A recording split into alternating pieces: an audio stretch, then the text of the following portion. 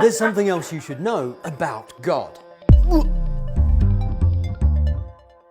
People often ponder about the possibility that there may be a man with a big white beard up in the clouds somewhere, known to some as God. Atheists will deny the existence of such a God, saying that the idea of a man like God sitting up in the clouds watching everything that we do is absurd. And they're absolutely right. This is not God. We have to get a few things straight. Most of the atheist arguments are based on denying a God or gods which have been conjured out of the imagination of human beings and have no basis in reality or the true teachings of Islam or monotheism. Anything a human being could ever possibly draw or sculpt or indeed imagine is only a creation. And Allah is the creator, not the creation. Allah is neither male nor female. He created the male and the female. Allah does not have a physical form. He created all physical forms. Allah is not bound by space or time. He created space and time. That's why asking questions like, where is God, just doesn't make sense. Because the question itself implies that God is physical.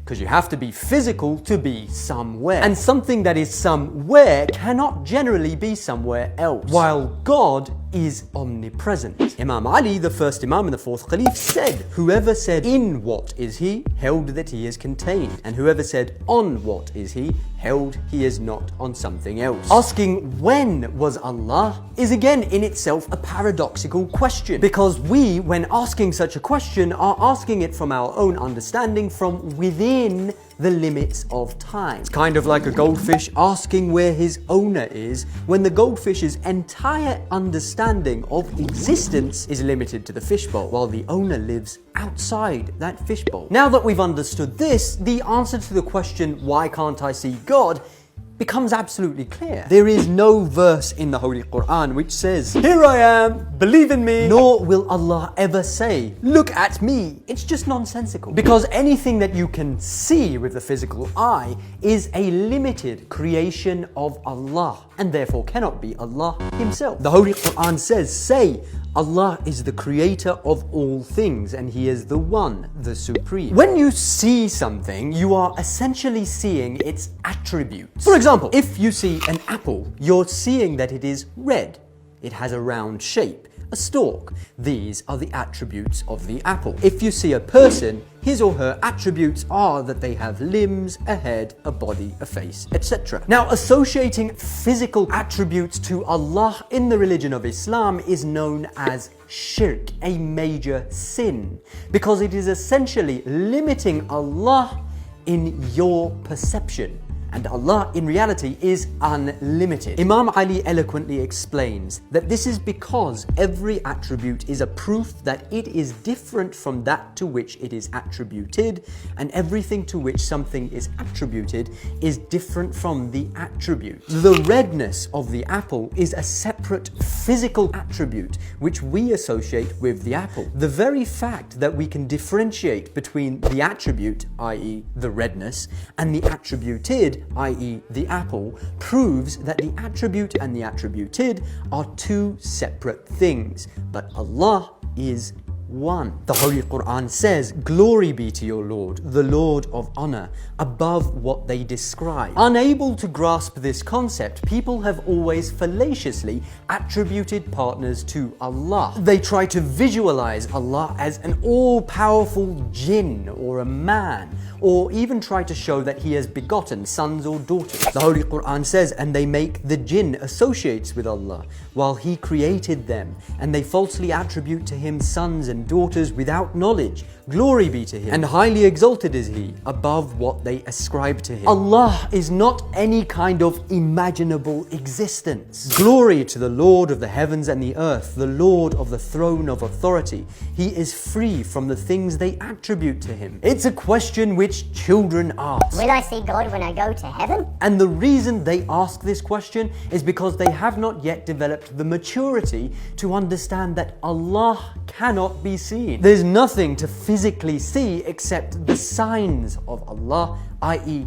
his creations. When Imam Ali was asked, "Have you seen Allah?" he said, "Eyes cannot see him face to face, but hearts perceive him through the realities of belief. He is near to things, but not physically contiguous, and he is far from them, but not physically separate." Since human beings are limited physical creations, it is through the physical that we can gain an understanding of the metaphysical. We can understand that greatness is a thing by perceiving the mountain. We can understand that love is a thing by witnessing the affection between a mother and child. And we can understand that beauty is a thing by observing nature, for example. But can you see beauty itself? Can the eyes witness love itself? Can you perceive what greatness itself is through the physical eyes? You can describe these things which you know to exist through physical things,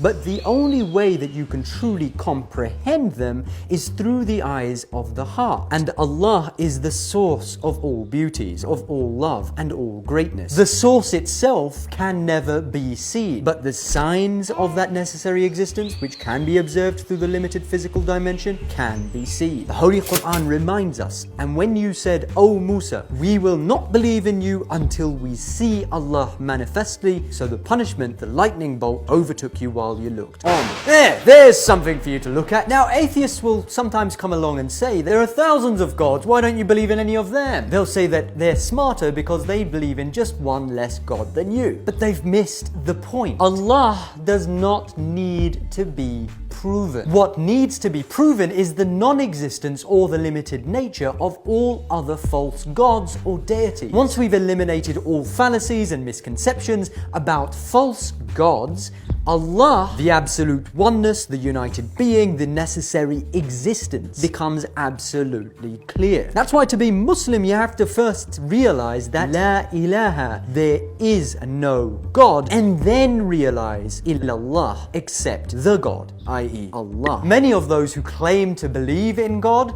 have actually not done the first step, i.e. rid themselves of any false gods. Ironically, atheists have. What remains is for us to recognize that there is something else, some force, some love, some mercy, which has a major role to play in life, the universe, and everything. There have always been a small number of people throughout the ages who have recognized the existence of one unified creator, while most people have always misinterpreted the reality and imagined false gods or deities of their own. Hinduism, for example, famously boasts many deities. Some say 33 million gods and goddesses. But some scholars state all deities are typically viewed in Hinduism as emanations or manifestations of a genderless principle called Brahman, representing the many facets of ultimate reality. Most ancient Greeks recognized the 12 major Olympian gods and goddesses, although philosophies such as Stoicism and some forms of Platonism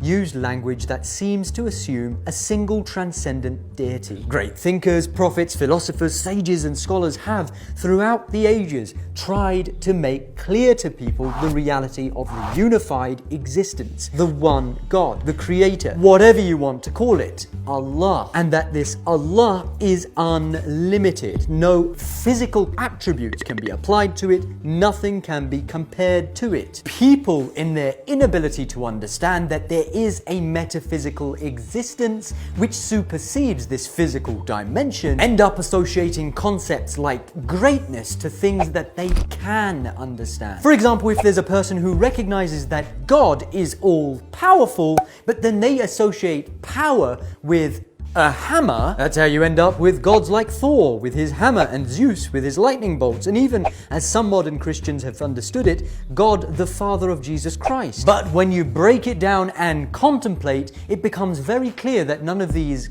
gods have any real power. Nobody really believes in their heart of hearts that a physical God with limbs or a head or a body which can be seen, felt, heard or sensed actually has absolute power. And when such false attributes are applied to the Creator, people subconsciously distance themselves from the reality of the omnipotent Creator, who or which is everywhere and in everything. The Holy Quran states, "And certainly we created man, and we know what his mind suggests to him, and we are nearer to him than his life vein." And when people give attributes to Allah in their minds, they limit him, and through this association, they essentially distance themselves in their minds from him. This is the problem that shirk, associating others with Allah, has. Because the moment someone distances himself within his own mind from Allah, it paves the way for all sorts of ignorance. And ignorance is the real enemy of humanity. This is why Prophet Ibrahim broke the idols, why Moses opposed the Pharaoh, who claimed to be God. This is why the first of the 10 commandments is, "I am the Lord thy God, thou shalt not have any strange gods before me." And why the arrival of the Prophet Muhammad in Mecca and the establishment of Islam is known as the end of the age of ignorance. It has always been about rejecting all gods and accepting only the one true consciousness, the necessary existence, the one, the unified, the holistic, the omnipresent Allah. And we did not send before you any messenger, but we revealed to him that there is no God but me, therefore serve me. If the message had been, you used to worship the hammer god, but now you'll worship the lightning god, or you used to worship the white god, now you should only worship the blue god, what's the point? What's the difference? The reality is that none of these perceived imaginary gods have any power. Allah is the only reality. Atheists, in their attempt to deny the one true existence, do exactly what all the ignorant people of the past did, which is to give attributes to Allah. They say, "Oh, a man in the clouds, that's just ridiculous." Well, yeah, it is ridiculous. Why are you attributing things to Allah which you have no knowledge of? They say, "Oh, he's watching me even when I'm in the shower." How intrusive. Well, you're imagining Allah to have physical eyes and a human body. That's why it makes you feel uncomfortable, because you've assumed attributes to Allah which are totally false. And they say, "Oh, this God, that God, so many gods, I reject them all." Well, good. You should reject all those gods that you've been imagining, because none of them have any power. So whether you are arguing that this is God and you do believe in him, or that this is God and you don't believe in him, you need to first stop, rewind, reanalyze, and realize that first of all, this is not God. Once we've done that and we've recognized La ilaha, then we can start to talk about illallah, about whom Imam Ali says, "Praise is due to Allah, whose worth cannot be described by speakers, whose bounties cannot be counted by calculators, and whose claim to obedience cannot be satisfied by those who attempt to do so, whom the height of intellectual courage cannot appreciate, and the divings of understanding cannot reach, he for whose description no limit has been laid down, no eulogy exists, no time is ordained, and no duration is fixed." Whew, that was deep. You might want to watch that one again. Don't forget to share, like, subscribe, etc. You know the drill.